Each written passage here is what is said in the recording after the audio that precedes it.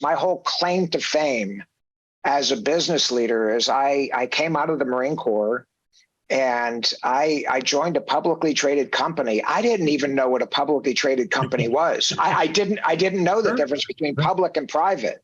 But they brought me in to start a leadership development program, and I was confident I could do that. And then the dot-com crash hit.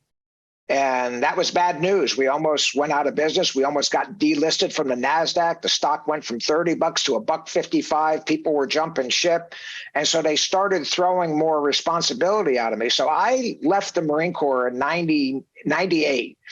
And as you know, computers were still kind of new back then. It was the only time I ever had a computer. I sent emails in all caps because the shift key was too much for me, you know. It was, you know, and I wasn't really sure how to save a file when I left the Marine Corps. Fast forward 2 years, they come to me and say, Mike, we just fired the CIO, the second CIO in a row, and we want you to take over the IT department. And I jumped at it because I know they don't need technical leadership. If they do, I'm the wrong guy. They need leadership. And those people trusted me. And that's all I said the first day. They said, here's your new CIO. They looked at me. There was about 200 people that, oh, you know, like, no, they knew me. Good guy. But you know, I said, look, I'm as surprised to be here as you are to see me. I can't add value technically, but I think I can add value leadership-wise and organization-wise. And all I ask is you'll just give me a chance. And they did.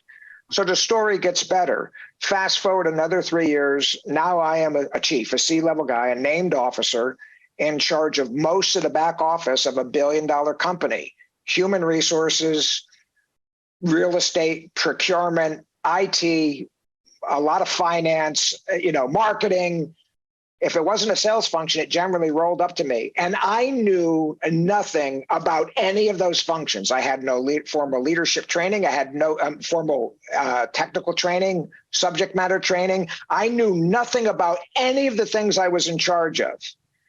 Yet, by most people's definition, I was successful. And the only reason why I was successful was that I was an adequate leader and I was able to get those people to believe in me, that if they would help me, I would try to help them and remove obstacles from them.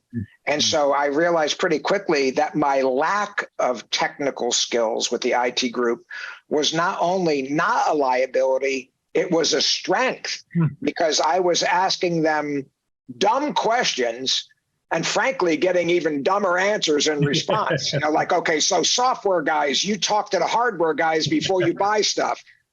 Yeah, it's a good point, Mike. We probably should do that. So, you know, simply put, we had people buying Ford software and the hardware was Chevy.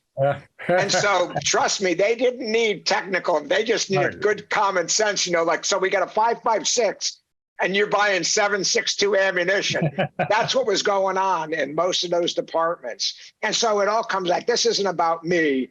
It goes back to validate what you're saying is leadership is leadership, and leadership ability and competence in many cases transcends technical competence and academic credentials.